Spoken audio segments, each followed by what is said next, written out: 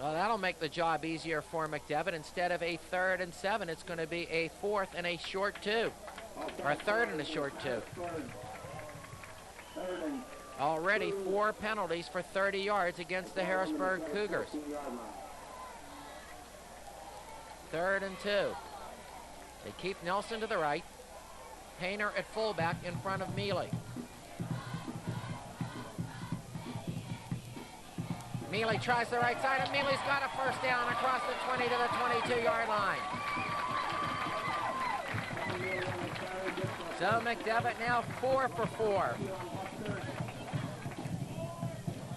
on 3rd down conversion. 6 first downs for McDevitt. And McDevitt has driven it out from its own 6 to the 22-yard line. That gives him a little bit of room to work with. Clock running now inside the final minute of the first quarter. Nelson splits to the right. Mealy the single setback. Mealy again gets the call, and this time Mealy will not get the line of scrimmage. Stopped short of the line of scrimmage for Harrisburg by Elijah Long and Greg Davis. They will give him forward progress back to the line of scrimmage. McDevitt has passed the ball only 3 times so far.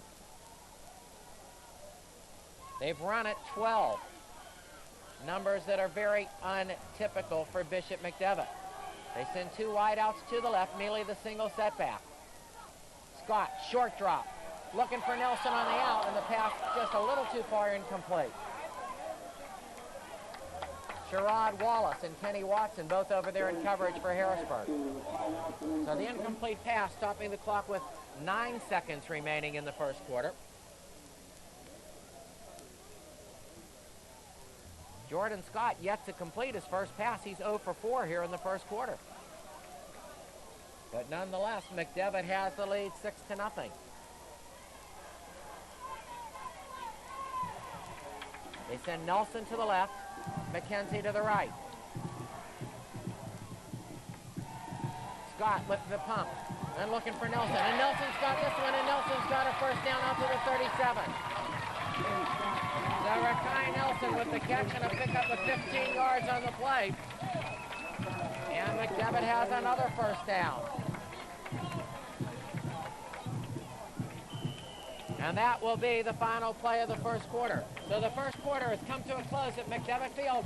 McDevitt has the lead at 6-0 in favor of the Crusaders. The first quarter belonged to the Bishop McDevitt Crusaders. 6 first downs for McDevitt, only 1 for Harrisburg. And McDevitt has the lead 6-0. McDevitt 5 for 5 on 3rd down conversions in that first quarter. Boy, when you pick up those first downs and keep those drives alive, that is a very, very big statistic.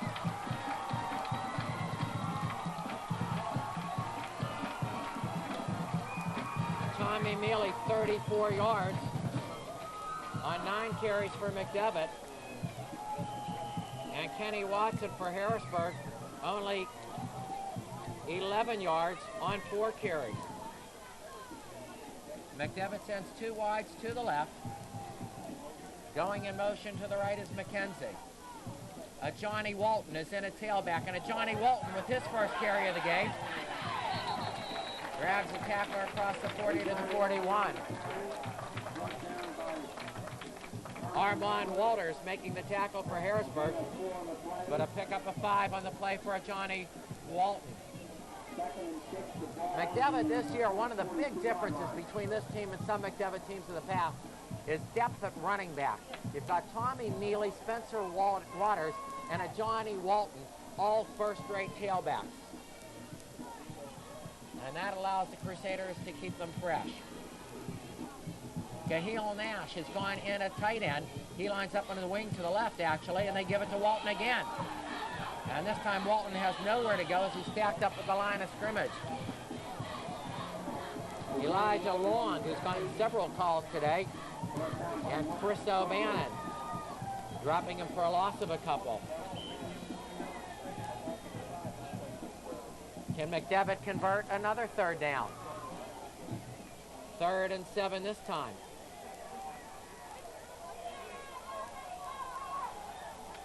Rakai Nelson not in the McDevitt lineup at the moment. They split McKenzie to the right. And Harrisburg comes offside again. John Sanks and Doyle. John Doyle also coming across. So again, those offside penalties that plagued them against Cumberland Valley continue to plague them today. In the first quarter for McDevitt, total offense 76 yards. Harrisburg only 33. And the telling place was on the ground where they outrushed him 60-11. Third and a short 2. Looking down at the McDevitt bench, Rakai Nelson is not in the game because he appears to have an injury problem. And McDevitt is going to take a timeout. So McDevitt will take their first timeout. And I don't know if we can get a picture of this, but right behind the McDevitt player standing on the side on the McDevitt bench is Rakai Nelson. And they are working on Rakai Nelson's right knee. They have his helmet off, and they are working on Rakai Nelson's right knee. And boy, what a loss it would be if Rakai Nelson could not return to the McDevitt lineup.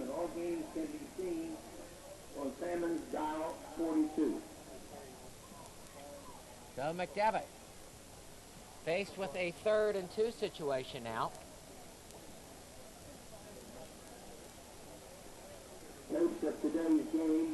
Game also being brought to you in part by A&A Furniture, 314 Bridge Street in New Cumberland.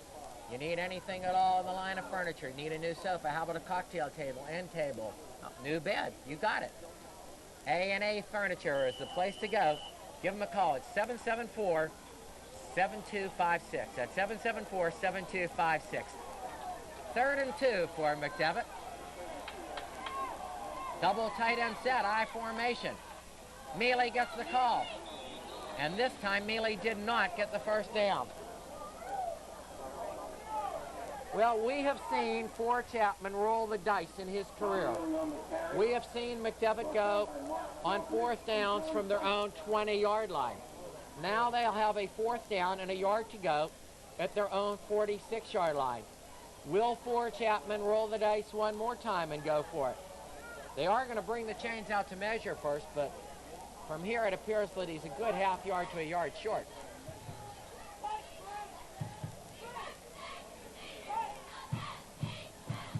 Yeah, he's short by close to a yard, if not a yard.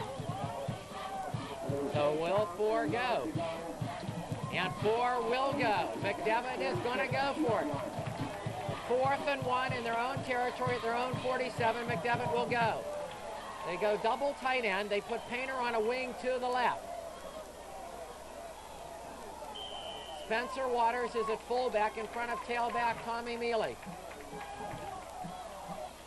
Long count by Scott. And Scott will keep it himself, and it's going to be very close. He tried the right side of the center first. It wasn't there, so he squirmed back to the left side, and it is going to be really close. They'll bring out the chains again.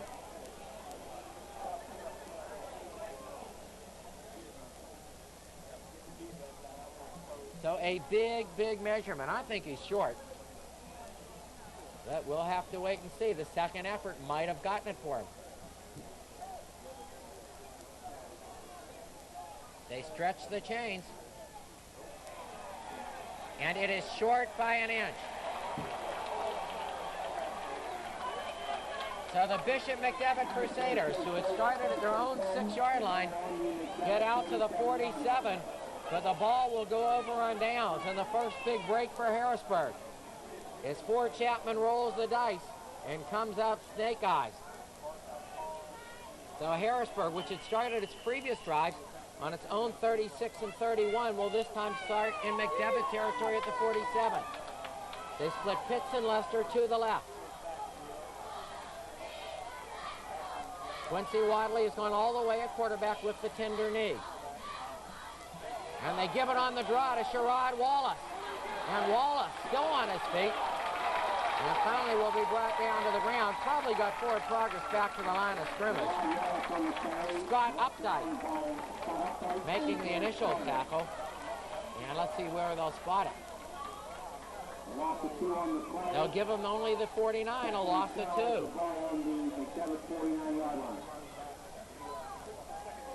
McDevitt thus far has shut down the Harrisburg running attack. 2nd and 12. Again, Pitts and Lester go to the left. Wadley 1 for 3 on 2nd and 12 will probably put it up.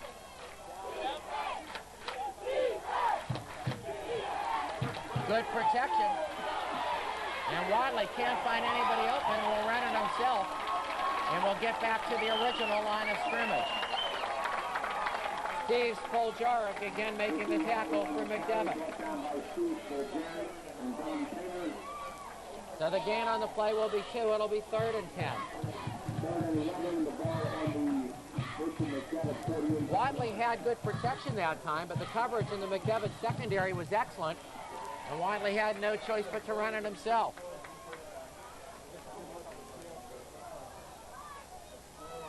Third and 10. Again, Pitts and Lester to the left. Wallace is on the wing out here to the right. Watson the single setback, and a penalty marker down. Delay a game against Harrisburg, so another costly penalty. 6 penalties have now cost the Cougars 30 yards. And you know, sometimes you think about the big 15-yarders, but those 5-yarders can be costly also.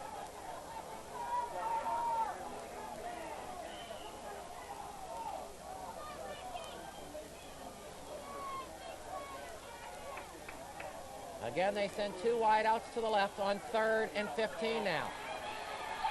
Again, good protection for Wadley, but he can't find anybody open, and he's going to be sacked. Corey Deibler. The first time we've called Corey's name today, but Corey Deibler. The big transfer from Steelton High Spire got to him and makes the sack, and Harrisburg will have to punt. Give all the credit to the McDevitt secondary for the coverage, and Deibler kept working and working his way in and makes the sack. We told you before, McDevitt 5 for 5 on 3rd down conversions. Conversely, Harrisburg now 0 for 3. And Harrisburg will have to punt it. Sean Earl to punt from his own 30-yard line. Nelson is back in there, waiting for the punt at the 25 for McDevitt. Low kick. Nelson takes it at the 27 and is dropped right there by Doyle. Now I'll tell you what, the Harrisburg kicker got hit, but there's no call. Not sure if they blocked the player into him or not, but they definitely made contact with the Harrisburg punter and no flag was thrown. So perhaps a break for McDevitt, or perhaps the McDevitt rush man was blocked into him. But Sean Earl, the punter, definitely took a hit, and he limped off the field. So McDevitt will start 1st and 10 from its own 28-yard line. Rakai Nelson back in at wide receiver, flanks to the left. They send McKenzie to the right. And whistle blows before the snap. I don't see a marker down.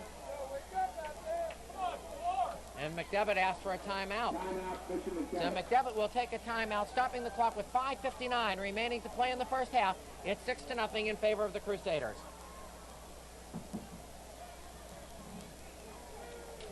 Weist Hardware. Happy to bring high school football your way this morning on Channel 53. Weist Hardware, the place to go for all your hardware needs. Need a hammer? Need a nail? Need a mop? Need a broom? You name it, Weist Hardware's got it. 1512 Bridge Street in New Cumberland is the place. Weist Hardware, the place for all your hardware needs. All profit generated from the sale of these items is deposited in the school's general fund to be used for any athletic expense. The Bishop McDevitt Crusaders have started their drives today from their own 29-yard line, their own 6-yard line, and this time they'll be starting from their own 28-yard line. And good to see Rakai Nelson back out there for McDevitt. A game like this, you want to see both teams going with the best they have. You don't want to see players like Nelson or Quincy Wadley for Harrisburg out of the game with injuries. You want to see it played under the best possible conditions. And that's what we've got this morning. Jordan Scott, short drop, looking for Nelson on the timing pattern. And Nelson makes the catch, but out of bounds and into the bench. And Rakai Nelson is hurt underneath the bench. Rakai Nelson ran right into the McDevitt bench. Well, the noise from the crowd tells you there. He did make the catch.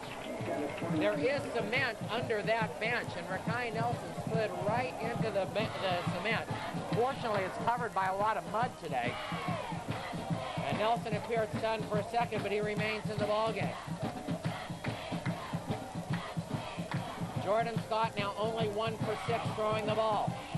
2nd and 10. Good protection again for Nelson, or for Scott. Now Scott's going to run. He's got a wide open field in front of him. Across the 50. And finally out of bounds in Harrisburg territory with the 43. But there is a penalty marker now. There is a penalty marker now. Jordan Scott, with the scramble, picked up about 28 yards, but there is a penalty marker down back in the line of scrimmage. It's going to come back. Jimmy Williamson standing there over the penalty marker. Williamson, the line judge. So I would look for a procedure or a motion type infraction, maybe a hold. Let's see.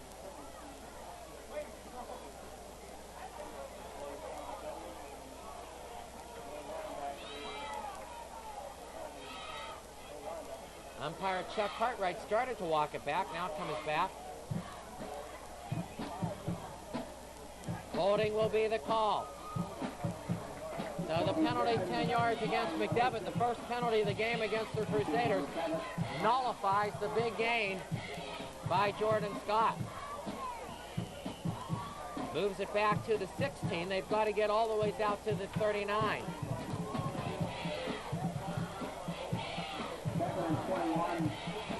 They send 3 wides to the left, 2 to the right. The last time they had this set, Scott took off himself on a quarterback draw. And he will again, but this time it does not for Harrisburg. Elijah Lawn stayed at home and made the tackle. The last time they used that set with 5 wideouts, 3 to one side and 2 to the other side, it spread Harrisburg so far that Scott, on the quarterback draw, picked up a big gain. But this time, Harrisburg not fooled by it, and Jordan Scott gains only a yard.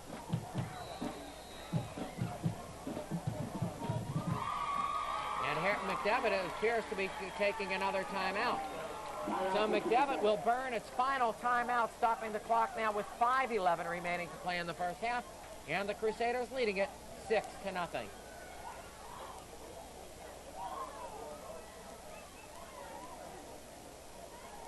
In the market for a sign, need to advertise for your business?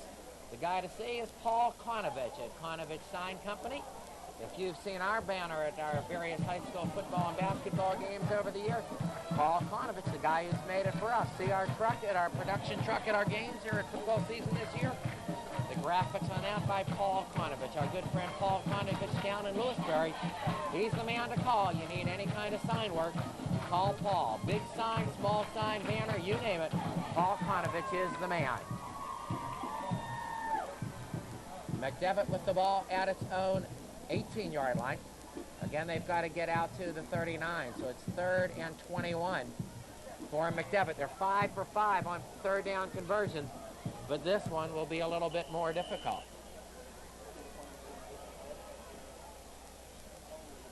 Make it 5 for 6. I guess the last time they had the ball, they didn't get it. In fact, they failed on 4th down. They send McKenzie and Nelson to the left. Keep Mealy in at running back. Fake the draw to Mealy. And Scott has some running room again. Breaks a tackle by Wallace and will be taken out of bounds short of the first down on the far side by Buster Elam. So he got yardage out to the 32-yard line. A pickup of 15, but that'll still leave him far short of the first down. And McDevitt will have to punt it away. Mike Eisman to do the punting for the first time. And Sherrod Wallace and Kenny Watson, the big threat return men for Harrisburg, waiting back at their own 40. Harrisburg had two guys come on the field late and another one get off the field late. They punted away from the receivers. And it takes a McDevitt bounce and it'll go dead at the 33-yard line. Was looking to see if there might be a flag that time against Harrisburg, but no flag was thrown. Harrisburg, some confusion getting their punting team on. Had two men come on the field very late, and one who came off the field late, but no flag thrown. Harrisburg will start this time from its own 33-yard line. Cougars with all three of their timeouts remaining. McDevitt has already used all three of his. Pitts and Lester split to the left. They give it to Watson. And Watson again can find no running room. Corey Deibler making the tackle after a gain of only a yard or two. Kenny Watson now 5 carries for only 13 yards here in the first half. And Harrisburg has got to have more numbers than that out of Kenny Watson, a guy who's already got over 1,000 yards in 6 games if they want to win this one. 2nd and 8. Draw to Watson. Watson with a little bit of running room to the outside. And Watson's got a first down, and McDevitt carry down to the 47-yard line.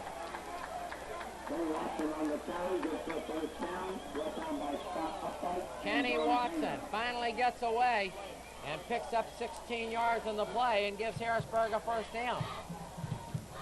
Only the second first down of the game for the Cougars. And it moves it down to the 47-yard line. Watson's so tough to stop when he can get to the outside. Here are wideouts to the right. Wadley slips as he sets the throw, and the pass is going to be incomplete. Was intended for Kyle Pitts, covered on the play by Scott Updike. Updike had a chance to knock it down, didn't, and then Pitts had a chance to catch it, and didn't. So Wadley now 1 out of 4 throwing the football. And the incomplete pass stopping the clock with 4:23 remaining to play here in the first half.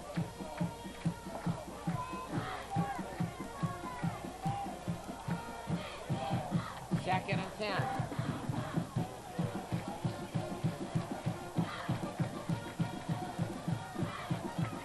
Makes the draw. Wadley in trouble. And Wadley scrambles back across the 45 and down to the 43. Good scramble by Quincy Wadley as he was almost sacked for a big loss, but managed to get about 5 on the play. Todd Mealy making the tackle for McDevitt. Todd Mealy, 5'9", 180-pound junior, the brother of McDevitt tailback Tommy Mealy. So it'll be 3rd and 5 for Harrisburg. 3:50 remaining before halftime. Watching high school football on Channel 53, your Metro Harrisburg station for sports. Special thanks to State Representative Ron Buxton, who is giving each of the players on the winning team a tape of today's football game. Delay a game against Harrisburg. Another Cougar penalty.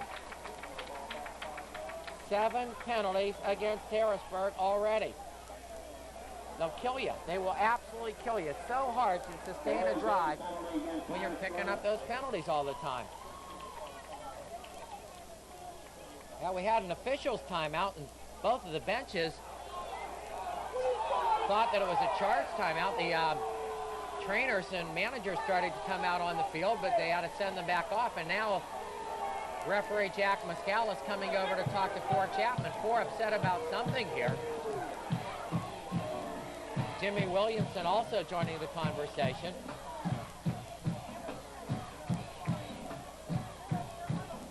Not sure what the reason is for the argument.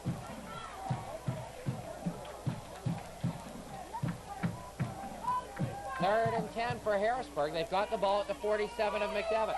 Harrisburg has not yet converted on a 3rd down today, 0 for 3.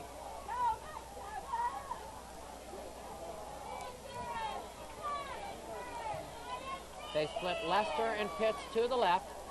Wallace splits to the right. Wadley, excellent protection. Looking deep for Sherrod Wallace. And Wallace cannot make the catch.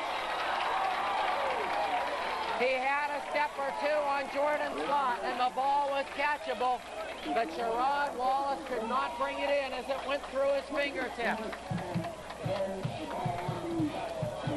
Woo! Almost 6 points that time for Harrisburg, but Sherrod Wallace, who got a step or two on Scott, could not make the catch. And it's 4th and 10. Well, Harrisburg gamble. The ball in McDevitt territory at the 47-yard line, and it looks like they're going to go for it. They send 2 wides to the left, 1 to the right. Wadley on 4th and 10 is in trouble. Fumbles, and McDevitt's got it.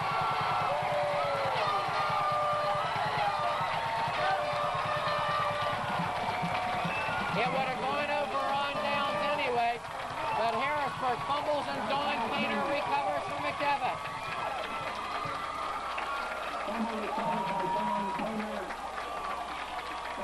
So McDevitt has the ball back with 3:22 still on the clock, and that's plenty of time for McDevitt as they start at their own 49-yard line. Nelson flanks left, McKenzie right. Scott looking for McKenzie. And did he make the catch? Yes, he did. Sherrod Wallace had the coverage, and McKenzie took it away from him. 23 yards on the pickup.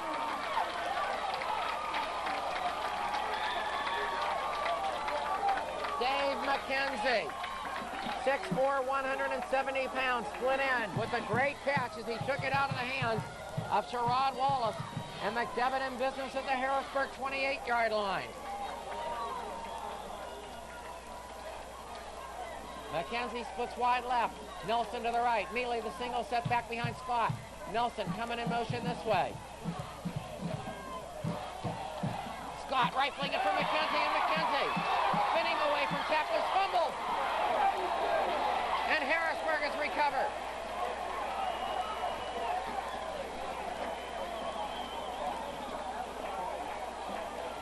Buster Elam recovering the fumble. And Harrisburg gets the ball back. So the exchange of turnovers gives it back to Harrisburg at the 21-yard line. 2:44 remaining in the half, and Harrisburg with all 3 of its timeouts remaining.